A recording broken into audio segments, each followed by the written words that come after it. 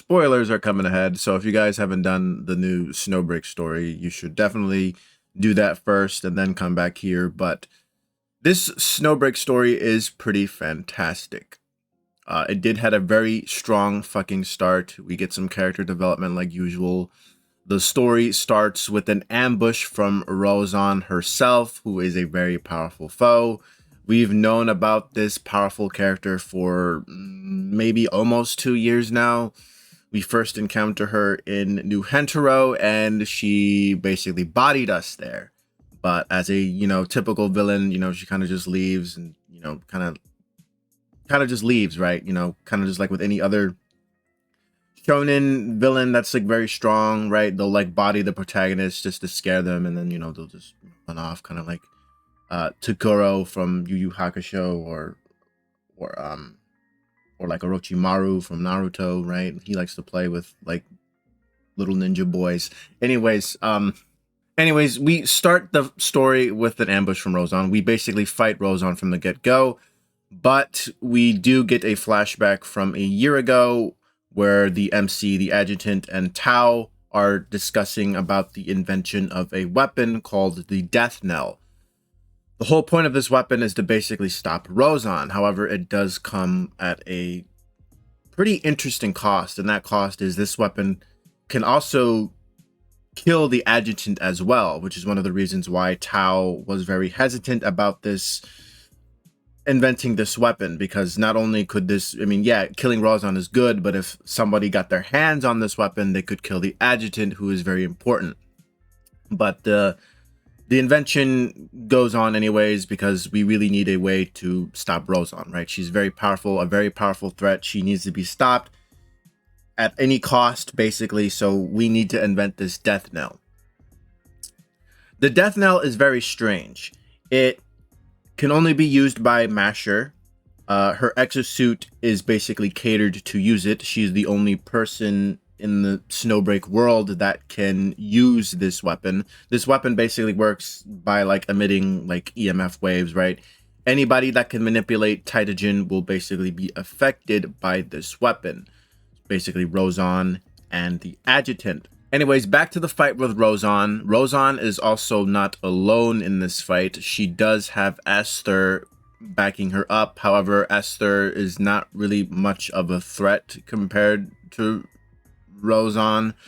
I kind of wish she was a little bit more threatening, but I guess it is what it is. Esther kind of just gets bodied right away, right? She also gets affected by the Death Knell weapon that Masher carries. So Esther, well, I think it's kind of obvious because Esther is a subordinate of Rozan, so it kind of makes sense that Esther would also get affected, because Esther probably knows a bit of Titagen manipulation from Rozan herself. Because the adjutant is aware of how dangerous this weapon is to himself, he brings Bubu along with the mission, because Bubu has an exosuit that basically summons these mirror drones that can protect the adjutant from the waves of the Death Knell. So the adjutant has a full-on game plan about fighting Rozan. Since Rozan is very powerful, you can't really just go in and, not have a plan for this fight. So because this is the beginning of the chapter, obviously Rozan will, get away eventually. Rozan was actually maybe not scared of the weapon, but she's definitely like smart enough to, realize that, okay, the MC has a very strong weapon, so I should probably leave and try to plan out another attack. So that's basically what happens. The rest of the chapter after that is basically just the MC, Bubu, and Masher basically just trying to chase down Rozan, because we really need to take her out. She is a huge threat. If we just let her run around in the world, she's going to cause a lot of more chaos and all that. So the rest of the chapter is just them hunting down Rozan. There are some pretty interesting lore drops in this chapter that I want to talk about. The first one is only appealing to power level autists like myself. Lore-wise, in the Hemdall Force, which basically consists of the MC and his wives, the strongest characters in the Hemdall Force, the top 3 strongest characters are Life, Fenny, and Kadia, are the strongest operatives in Hemdall. We get this information from Bubu. Bubu does admire them quite a lot. She does talk about how strong they are. And towards the end of the chapter, Kadia basically brags about how like the frontline stuff was like easy for them. Basically, while the MC, Mauxir, and Bubu were off chasing Rozan, the rest of the operatives were basically like fighting off Rozan's I forgot their names. The demiurges, basically, right? They were fighting off Rozan's demiurges, which are basically like the corrupted version of manifestations of the Heimdall force. Kadia was basically bragging about how, you know, they were pretty easy. You know, it was like nothing to her. Life and Fenny were also kind of very grandiose about taking on the fucking demiurges, while characters like Shen and Yao were like very tired from the operation. So I think it's basically confirmed that Life, Fenny, and Kadia are like, you know, the monster trio of Snowbreak lore. Life and Fenny makes sense, you know, because, you know, they're kind of like, you know, the stars of the game to a degree. Kadia, she's considered like the savior of Snowbreak, so it makes sense that the devs would make her pretty strong, lore-wise anyway. Another interesting lore drop we got from this chapter is Sophie, a person who was once the leader of the Adventist cult that was going on in the containment zones. Sophie basically tells the MC that manifestations have a secret power within them that they can unlock. That's basically all we know, which is pretty interesting, which basically means that Life, Fenny, and Kadia could be even stronger than they already are. We do know that Sophie is also very fucking strong, because towards the end of the chapter, Sophie does get like a huge power boost from Edda, the brat, and Mauxir almost shits her bricks at how much power Sophie has.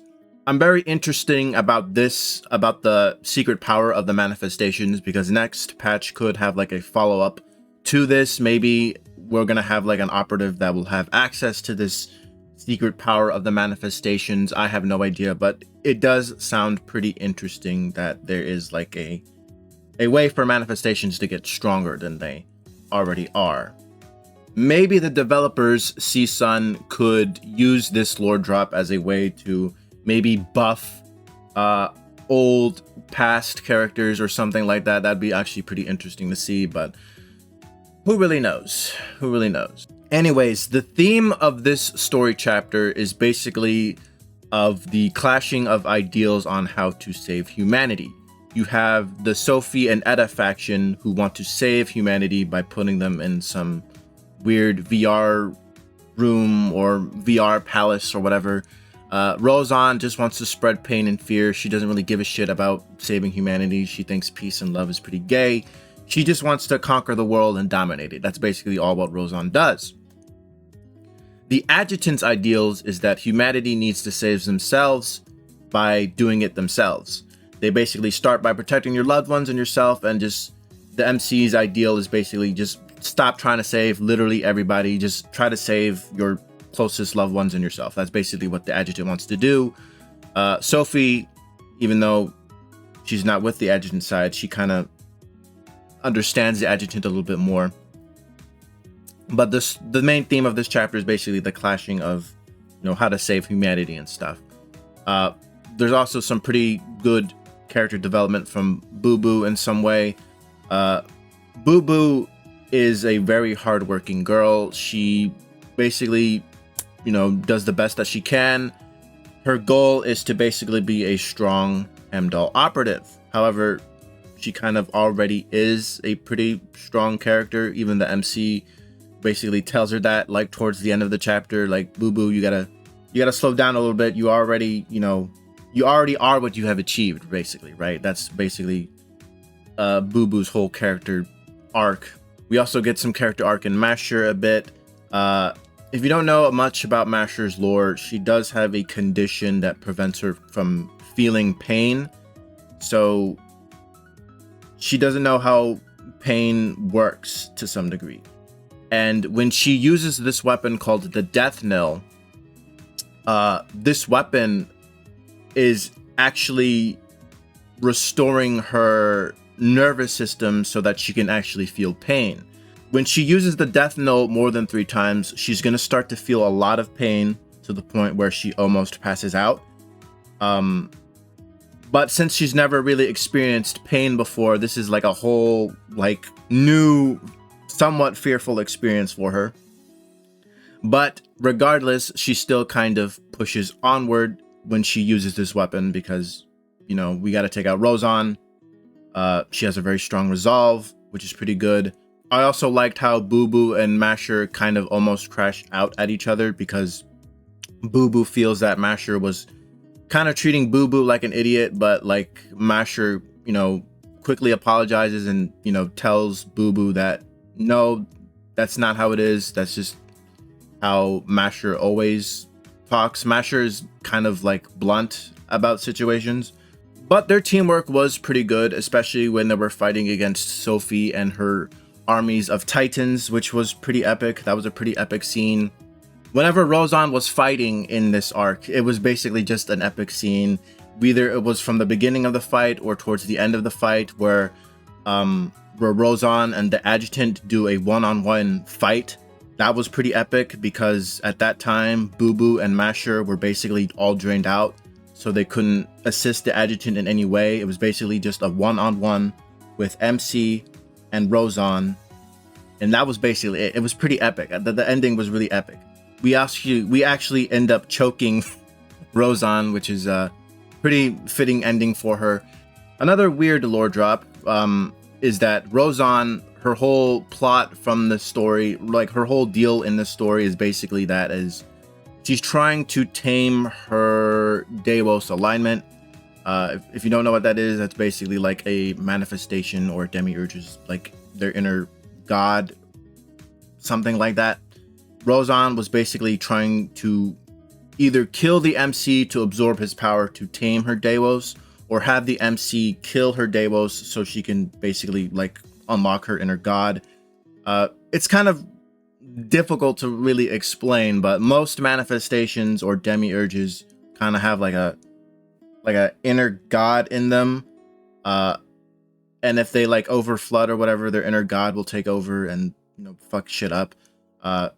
It's a pretty strange lore, mostly because the game doesn't really do a good job of explaining it that well. But the whole point of Rozan doing all this shit was because so she can tame her Deimos alignment, because if she can tame it, she'll become even stronger. That's basically what she was doing throughout this whole story arc. Also, other epic scenes is when Bubu was fighting Rozan, when Mauxir was fighting Sophie and her hundreds of titans. There was a funny scene in which the adjutant had to contact Sapphire because he wanted to ask Sapphire about her take of Rozan's scale armor and high regeneration abilities, and Sapphire was kind of like intimidated to talk to the adjutant because Life was standing right next to her, and Sapphire and Life kind of have like small beef with each other when it all started in New Hentro. It was a pretty funny scene. Overall, a really great chapter. I will give it a 9 out of 10. Epic fight scenes. There were some pretty cool secret sex scenes toward the ends of the chapter with Mauxir and Bubu, which was pretty nice. Overall, a very good chapter. The setup for the next villain is also pretty interesting. It seems that Sophie and Etta, the brat, are going to be like the next main antagonist. Sophie seems like a pretty interesting antagonist because she seems like the type of villain that will that is trying to save humanity at, like, you know, at inhumane costs or whatever.